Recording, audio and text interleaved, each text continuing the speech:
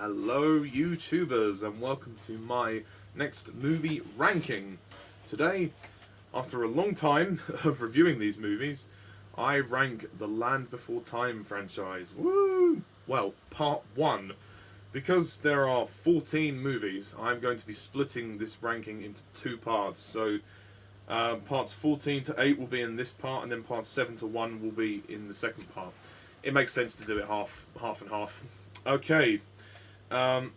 So this is essentially the culmination of my Land Before Time reviews and videos. So once again with my ranking, this is a personal opinion. Every opinion is subjective. I'm not saying this is the list you should do. This is just my own personal ranking from my least favourite to my favourite. If you disagree, that's fine. But can we just not be dicks about it, please? Good. Thank you. And if you want to hear my extended thoughts on the movies, then check my reviews out. I'm not going to go through each film in detail because that would just take forever. I will be brisk and just give a general feeling of my general reasons as to why I put them in the order that I have. Sorry. So yes, number 14, The Wisdom of Friends. Come on and dance. Come on and move your feet. Come on, swing your tail around to the yellow belly beat. Come on and dance. Come on and shake a leg. Now's the time to take a chance. Don't be a scary egg. Petrie, me no can dance. Come on and try. Me no good on the ground. Me do better. This movie is terrible. It is a really bad film. It's just stupid, absolutely silly. The plot is ridiculous. Since when did they introduce this whole code of conduct for the Land Before Time dinosaurs? It's just ridiculous. The 13th movie in, I don't buy it. And the songs are terrible. It's awful. And the movie just drags. It is so boring.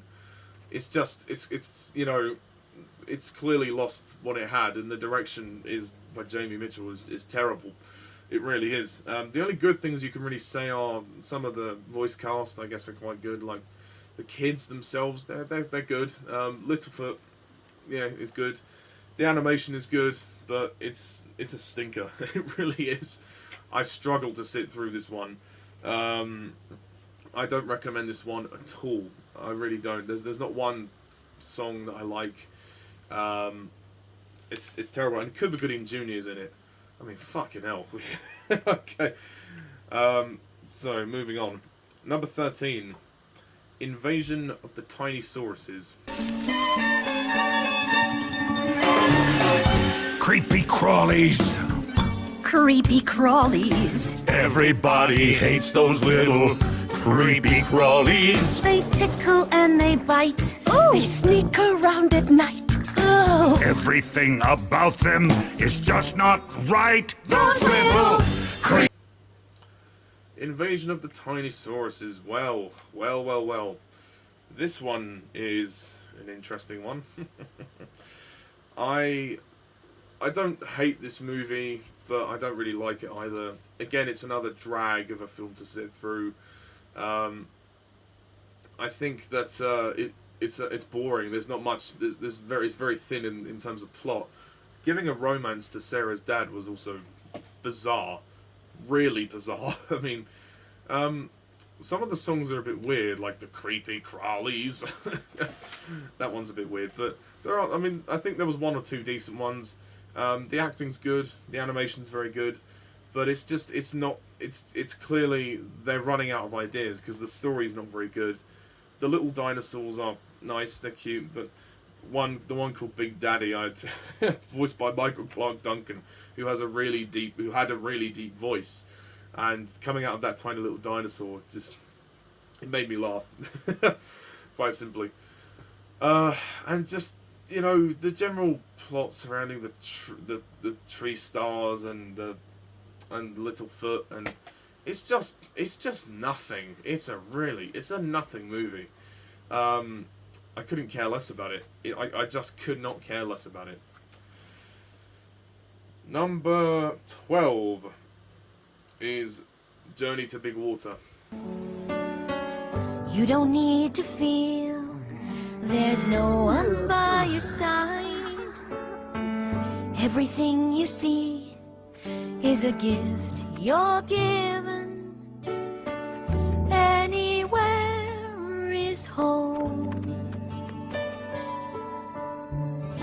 and no one has to be. A lot of you are going to hate me for this. I'm sorry. I'm sorry.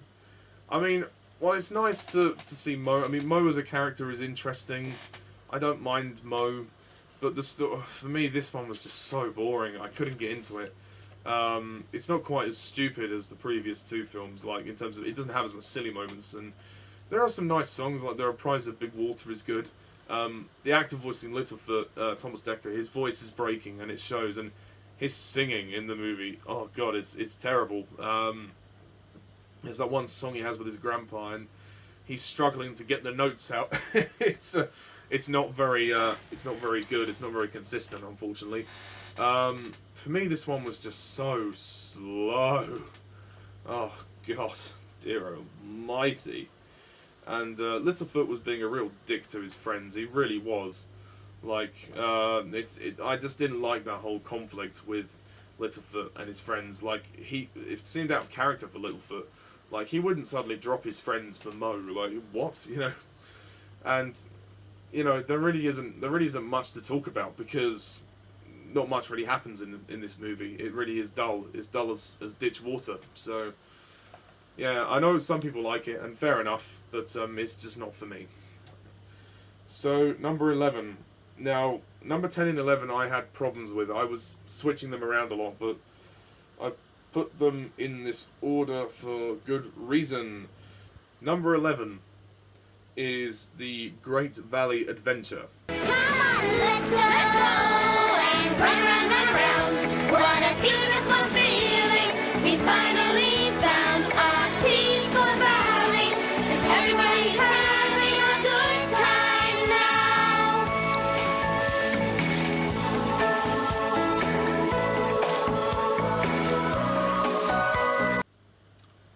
The second movie, yes, after a fantastic first film, we get this.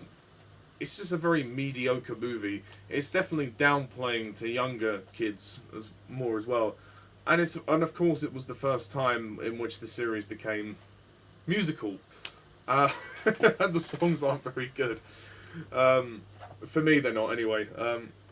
The Running Around the Great Valley song is it's not great when they're going, let's go and run around, what a beautiful feeling. It's just so corny.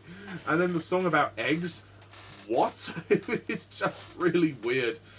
And then there's this whole thing about them raising Chomper as well, and the villains wanting the eggs, and it's just like, there's not much of a story this time, and there's less emotion in this film. It's not very good at all. I didn't particularly enjoy it after the first one. Look for my review for the extended thoughts, but that's really all I can sum up for this point. Okay, so number 10 is Journey of the Brave. A little spark, a little bit of hope to lead you out of the dark. Somewhere deep inside of you, it's shining so bright. All you gotta do is look. You gotta look for the light. Look for the light. Open your... Yep, the 14th and final movie. This movie's okay. It's just, you know, I gave it a pass in the review. I think Etta is the saving grace of the movie. She definitely lifts the movie up, especially with her song. Which is, well, you know, look for the light. And she's a nice character.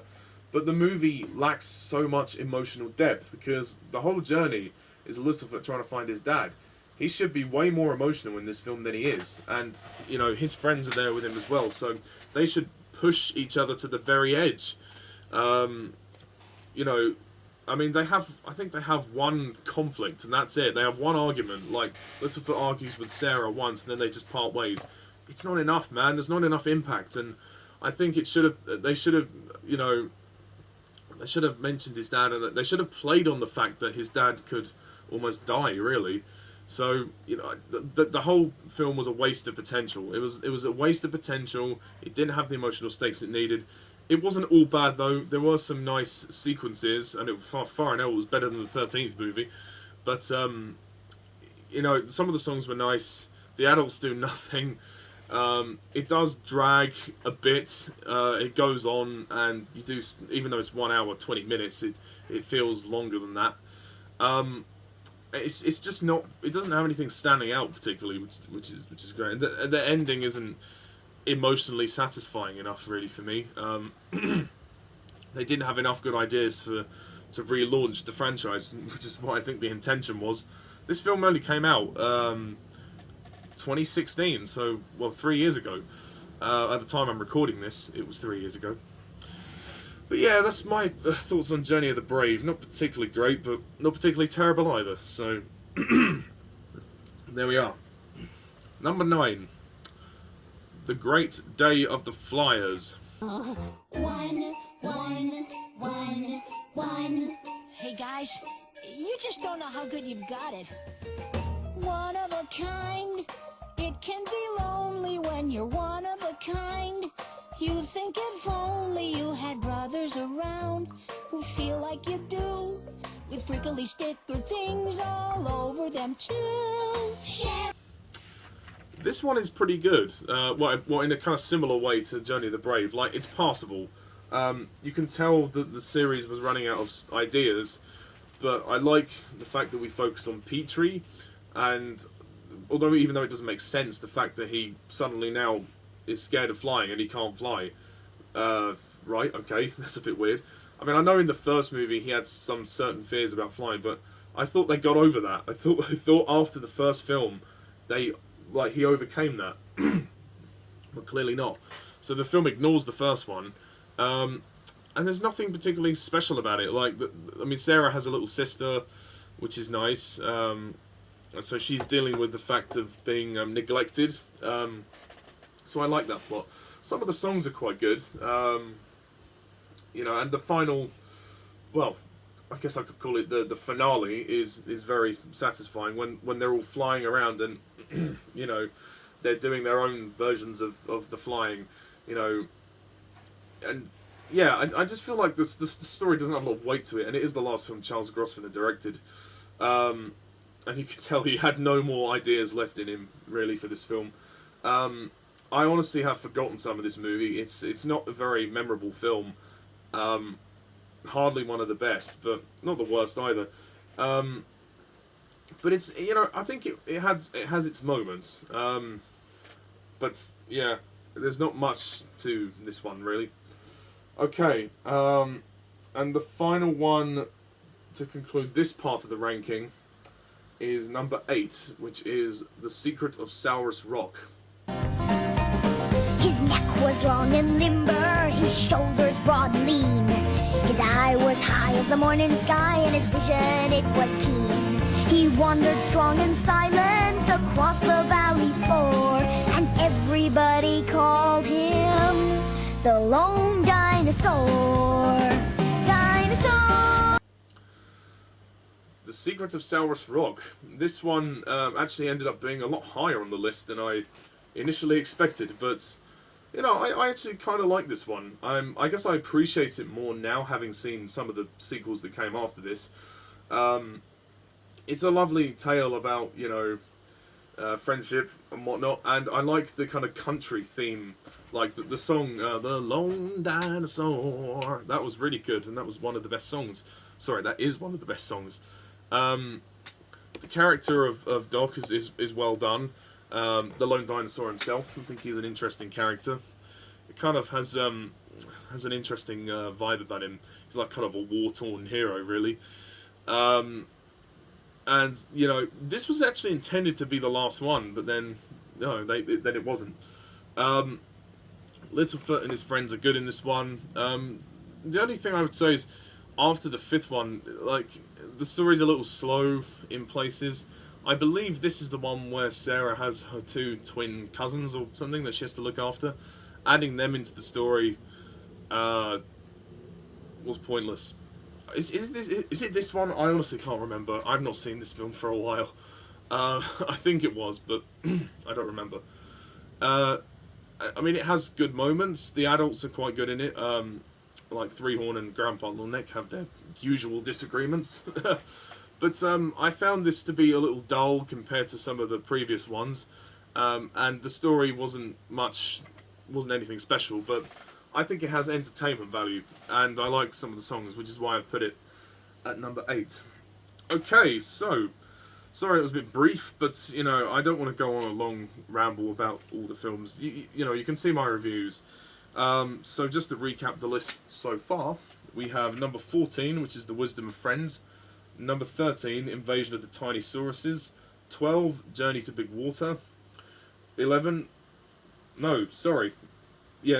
Journey to Big Water. 11, The Great Valley Adventure. 10, Journey of the Brave. 9, The Great Day of the Flyers, and 8, The Secret of Saurus Rock.